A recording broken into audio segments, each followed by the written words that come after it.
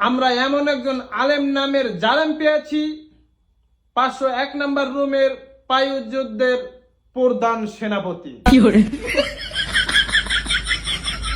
ধর্ম ব্যবসায়ী, কিছু বেকুব মানুষের মগজ ধোলাইকারী অনুসারী আবুল আলা মওদুদি জামাতে ইসলামের মুনাফেকি গবেষক, পায়ুপথ, পানিপথ ও পায়ুযুদ্ধের ঘোষক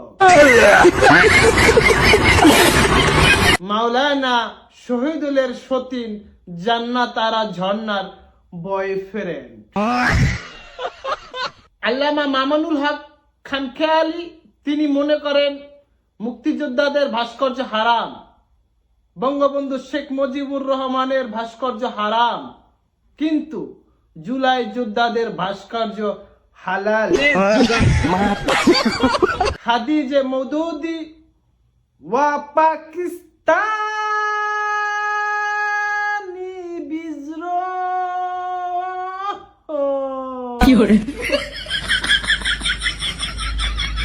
এর নাকি আবার অনুসারীও আছে।